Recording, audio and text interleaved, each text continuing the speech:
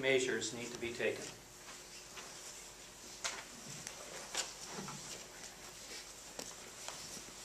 Well, first, this is one of those questions that starts out a premise that assumes an answer.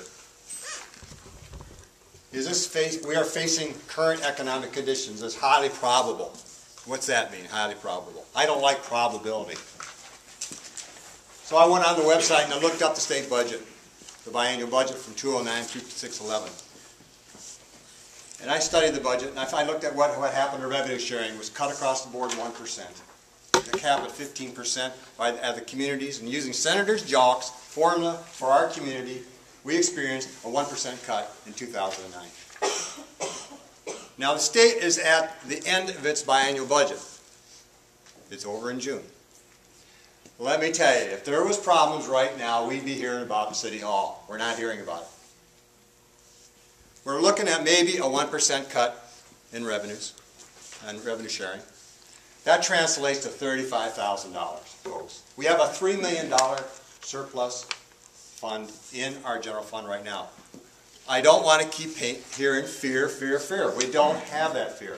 Our community is really in good shape compared to other communities who are seriously in trouble because they were in deficit positions before their state got in position. We don't have that problem.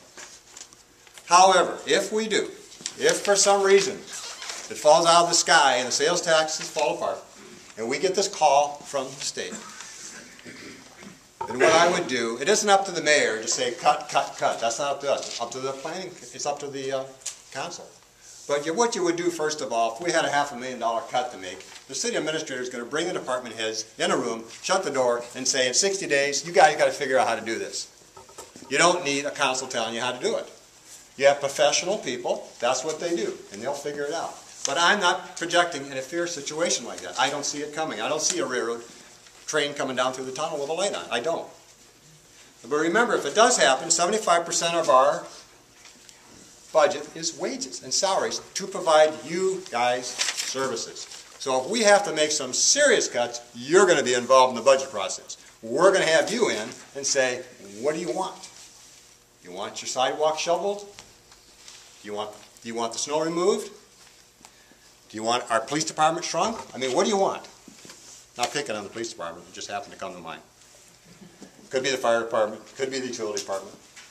But there are other things you could do. You can take hydrant rent, for example. You can shift that burden. That's almost $500,000. You can shift it over from property taxes to save you guys some money and put it into utility billing, another revenue stream. Many cities do this. That's why when you compare property taxes, you can't just look at what property taxes are. You have to look at how that city's generating its revenue streams. Then you make your comparisons. So I don't see a real problem for us coming down the pike right now. And if there was one, we'd hear about it now. And when we get into the next budget for, if we start in 7/1 July of this year, we'll have plenty of time to figure it out, and we have the surplus to handle it.